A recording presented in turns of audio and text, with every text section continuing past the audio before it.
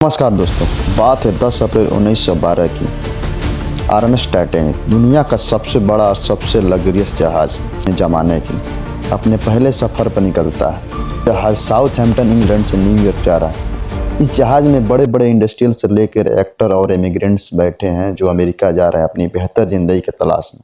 इस जहाज के कमांड संभाले हैं 62 साल के senior captain Edward John Smith. Public में, पैसेंजर में और मीडिया में बहुत ही एक्साइटमेंट है इस जहाज को लेकर। जहाज को बनाने में उस जमाने में $7.5 मिलियन का कॉस्ट लगा था, जो आज के $700 मिलियन के बराबर है। दुनिया की सबसे बड़ी जहाज है, लंबाई में 269 मीटर और 50 मीटर से भी अधिक ऊंची। इस तरह का लग्जरी का इस्तेमाल किया गया है इस जहाज को बनाने में, वो सच में दिल दहला देने वाली है। दो बड़े बड़े स्टेयर केसेस, स्टेन ग्लास की खिड़कियाँ, wooden panel, electric bath, Turkish bath, gym, 2 barber की दुकानें और तो और जिस तरह की सेफ्टी फीचर का इस्तेमाल किया गया है जहाज को बनाने में, उसे अनसिंकेबल माना जाता था। ऐसी जहाज जो कभी डूब ही नहीं सकती, इतनी सेफ है ये। व्हाइट स्टार लाइन उस कंपनी का नाम था जिस कंपनी ने इस जहाज को बनाया था। उस कंपनी के वाइस प्रेसिडेंट इतने कॉन्फिडेंट थे कि पब्लिक के सामने आकर ओपनली कहा था, यह एक अनसिंकेबल जहाज है, कैसी जहाज के जो कभी डूब नहीं सकती। लेकिन अपने पहले यात्रा के सिर्फ 2 ही दिन बाद 12 अप्रैल 1912 को टाइटैनिक को अपनी पहली आइस वार्निंग मिलने लगती है। यानी जिस अटलांटिक ओशियन पर तैर कर यह जहाज अमेरिका की ओर बढ़ रहा है, वहाँ आइसबर्ग मौजूद है, बड़े बर्फ के पहाड़ जो खतरा है जहाज के लिए। यह कोई अनयूजुअल चीज़ नहीं है। समुद्र में चलने वाले हर एक जहाज एक दूसरे को रेडियो के थ्रू कम्युनिकेट करके बताते रहते हैं, इस एरिया में आइसबर्ग है, ध्यान से आगे बढ़ना। इस मैसेज को रिसीव करने के बाद टाइटैनिक अपनी कोर्स को 2 बार बदलती है, लेकिन अपनी स्पीड को कम नहीं करती। 1.5 नॉट यानी कि 40 किलोमीटर पर घंटा की स्पीड से यह जहाज अपने लक्ष्य की ओर बढ़ती जा रही है। दिन बाद 14 अप्रैल 1912 को 7 आइस वार्निंग और मिलती है, लेकिन कैप्टन और उनके क्रू इस वार्निंग को इग्नोर कर देते हैं। भी टाइटैनिक की रफ्तार कम नहीं करते। धीरे सूरज ढल जाता है। रात बताया जाता है कि चांद बाहर नहीं आया था, तो कोई मून लाइट नहीं थी, तो विजिबिलिटी बहुत ही कम थी। जहाज के ऊपर एक क्रूज नेस्ट होता है, उसे लुकआउट पॉइंट कह सकते हैं। इस पर किसी को बैठा कर रखा जाता है कि जहाज के रास्ते में कोई ऑब्स्ट्रक्शन तो नहीं, कोई ट्रैफिक तो नहीं, कोई खतरा तो नहीं। जो बंदा उस पर बैठा हुआ था उसे काफ़ी ठंड का सामना करना पड़ रहा था।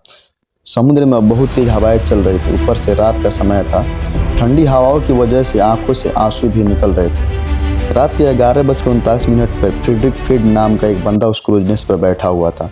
वो अचानक से देखता है कि उसके सामने एक बहुत बड़ा बर्फ का पहाड़ आ गया। वो 3 बार घंटी बजाता है और फोन पर चिल्ला कर कहता है कि जहाज के सामने बर्फ का पहाड़ है, इसे जहाज को बाएं तरफ मोड़ो।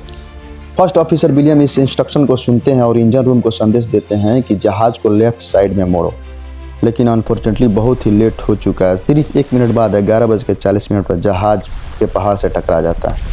ये आइसबर्ग भी कोई छोटा मोटा आइसबर्ग नहीं था, 200 बाई 400 फीट का था, एक फुटबॉल मैदान जितना लंबा, और हाइट में ये क्रूजनेस तक आ रहा था। साइंटिस्ट का एस्टिमेट है कि इसका वजन 1.5 मिलियन टन था। बर्ग से टकराव जहाज के फ्रंट साइड में, एक्चुअली कहा जाए तो बो के पास। अब बो कौन सा हिस्सा होता है, इस फोटो में देखिए, ये वाला हिस्सा, इसे बो कहा जाता है। पीछे वाला हिस्सा को स्टर्न कहा जाता है, और जो बाहर निकला हुआ पार्ट है जहाज का, उसे किल कहा जाता है। करीब 10 सेकेंड तक जहाज इस आइसबर्ग से सटता चला गया और एक बहुत बड़ा डेंट पड़ गया, जिसके इम्पैक्ट से शिप के मेन बॉडी में कुछ छोटे होल्स आ गए। कोलिजन के कुछ ही समय बाद शिप के कैप्टन स्मिथ और जहाज के आर्किटेक्चर थॉमस एंड्रूज ये देखने पहुंचे कि जहाज को कितनी चोट पहुंची है। देखा तो उन्होंने रियलाइज किया ये तो जहाज तो डूब जाएगा। उन्हें लगता था कि ये जहाज कभी डूब ही नहीं सकती। वो कंप्लीटली शॉक हो गए देख के। वीडियो के शुरू में मैंने बताया था कि ये जहाज को अनसिंकेबल माना जाता था क्योंकि इसमें सेफ्टी फीचर कमाल के थे। 2 मेन सेफ्टी फीचर थे जिस वजह से ऐसा माना जाता था। पहला, इस जहाज के अंदर डबल बॉटम हल था। हल जो है वो जहाज के मेन बॉडी को कहा जाता है। डबल बॉटम हल का मतलब डबल लेयर लगा हुआ था। अगर एक लेयर टूट भी जाती है तो इसकी दूसरी लेयर बचा लेगी। और जो मेन बॉडी है उसे 16 अलग अलग वाटर टाइट कंपार्टमेंट में बांटी गई है। और 16 में से 4 कंपार्टमेंट में भी पानी भर जाता है तो जहाज को कोई फर्क नहीं पड़ेगा, जहाज तैरती रहेगी। आइसबर्ग से जो इम्पैक्ट हुआ था वो शिप के साइड में हुआ था, जिससे डबल बॉटम हल किसी काम का नहीं रहा। और दूसरा, 16 वाटर टाइट कंपार्टमेंट में से 6 कंपार्टमेंट ऑलरेडी ब्रीच हो चुके थे, उनमें पानी भर चुका था। लिमिट 4 तक की थी। 6 कंपार्टमेंट का पानी से भरना मतलब इस जहाज को अब डूबने से नहीं बचाया जा सकता है। अब करीब 20 मिनट बाद कैप्टन स्मिथ अपने क्रू मेंबर को ऑर्डर करते हैं कि ये रेडियो पर एक डिस्ट्रेस कॉल भेजो। आस पास जहाज होगी, शायद से हमारे सिग्नल को पकड़ लेगी और हमें बचाने आ जाएगी। Senior radio operator Jack Phillips लगातार रेडियो पर डिस्ट्रेस कॉल भेजते हैं। लगभग 20 मिनट बाद आरएमएस कारपेथिया जहाज जो टाइटेनिक के पास मौजूद था वही सिग्नल को पकड़ लेता है और रेडियो के ऑपरेटर से बात करता है और कहता है को टाइटेनिक की तरफ मोड़ो, हम उन्हें बचाने जाएंगे। प्रॉब्लम बस इतनी है कि जहाज पास है फिर भी 107 किलोमीटर दूर है। अगर अपने टॉप स्पीड पे भी चल के आता है तो उसे टाइटेनिक तक पहुंचने में 3.5 घंटे का समय लग जाएगा। एक क्रू मेंबर रॉकेट और फ्लेयर जलाते हैं हवा में कि आसपास कोई जहाज होगा जो ध्यान दे देगी, जो हमें बचाने आ जाएगी। लेकिन कारपेथिया शिप के अलावा किसी भी जहाज से कोई रेस्पॉन्स नहीं आता है। कैप्टन ऑर्डर देते हैं कि पैसेंजर को एवैक्यूएट किया जाए। जहाज में मौजूद लाइफ बोट का यूज करके प्रोटोकॉल के अनुसार औरतों और बच्चों को पहली प्रायोरिटी मिलेगी लाइफ बोट में बोर्ड करने की। जहाज में बैठे पैसेंजर की बात किया जाता है तो उन्हें डर नहीं लगता था। वो यही मानते थे कि ये तो एक अनसिंकेबल जहाज है। आखिर जिस कंपनी ने ये ऐड निकाली थी वो तो बार बार यही कही जा रही थी, हाँ हम टकराए गए होंगे किसी छोटे मोटे आइसबर्ग से, लेकिन जहाज नहीं डूबने वाला। इसी वजह से जो पहली लाइफ बोट उतारी गई उसमें 60 लोगों की कैपेसिटी थी, लेकिन उसमें सिर्फ 28 लोग ही गए, आधी बोट खाली गए। समय के साथ साथ एक के बाद एक कंपार्टमेंट पानी से भरता गया, जहाज टिल्ट होने लगा। तब लोगों ने रियलाइज किया कि ये जहाज डूब सकती है और जब पैसेंजर को ये रियलाइज हुआ तो काफी क्योस शुरू हो गया। पैनिक में आकर लोग इधर उधर भागने लगे। रात के 1 बजे तक पानी इतना ज्यादा भर चुका था कि आगे वाला हिस्सा जो बो वाला हिस्सा था वो पानी में डूबने लगा और पीछे का हिस्सा था जहाज का जो प्रोपेलर था वो पानी के बाहर आने लगा। जब जहाज के इतना ज्यादा टिल्ट शुरू हुआ तो लोग एक दूसरे से लड़ने लगे लाइफ बोट में बैठने के लिए। प्रॉब्लम बस इतनी थी कि शिप में लाइफ बोट की सख्त कमी थी। इस केओस के बीच कुछ लोगों ने कोशिश की लाइफ बोट में अपनी जगह छीनने की, लेकिन कुछ लोग अपने भाग को ही मान लिया और जहाज में ही बने रहे। फिटनेस के अनुसार करीब रात 2:20 पर जहाज 2 टुकड़ों में बट गया और फिर धीरे धीरे पानी के अंदर डूब गया।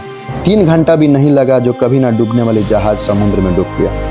जो लोग जहाज में मौजूद थे वो जहाज के साथ डूब गए और जिन लोगों को तैरना आता था वो हाइपोथर्मिया की वजह से मारे गए। समुद्र का पानी का टेम्परेचर -2 डिग्री सेल्सियस था। इस टेम्परेचर में अगर आप पानी में गिरते हैं तो आपकी चंद मिनटों में मौत हो जाएगी हाइपोथर्मिया की वजह से। बताया जाता है कि जहाज के कैप्टन एडवर्ड जॉन स्मिथ अपनी व्हील पर ही अंतिम तक बने रहे, पानी में जहाज के साथ डूब गए। कुछ लोगों का मानना है कि उन्होंने सुसाइड कर लिया अपने ऊपर गोली चलाकर।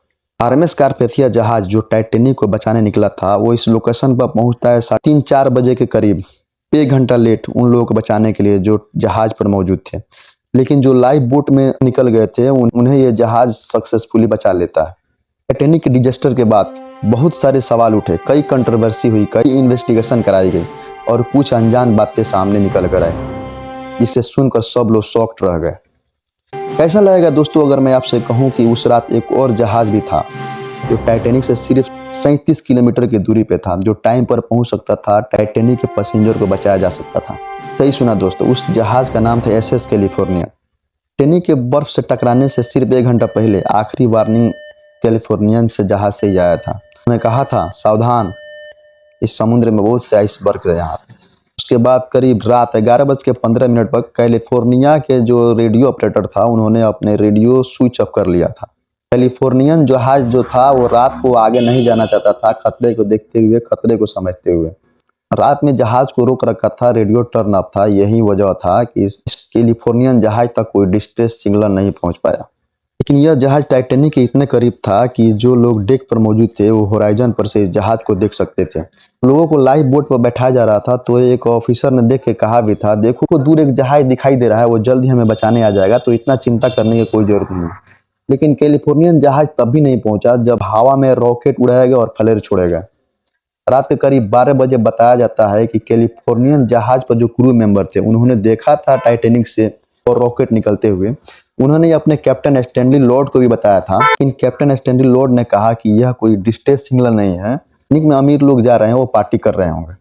अगर उस रात कैप्टन लॉर्ड ने इस रॉकेट और फ्लेयर को सीरियस लिया होता तो टाइटेनिक पर मौजूद कितने आदमियों की जान बचाई जा सकती थी। ये अगले सुबह जब अपने रेडियो ऑन करते हैं उन्हें एसओएस कॉल मिलती है टाइटेनिक से। ये वहां पहुंचते हैं जब तक काफी लेट हो चुका होता है। उन्हें डेड बॉडी पानी में फ्लोट करती हुई दिखाई देती है।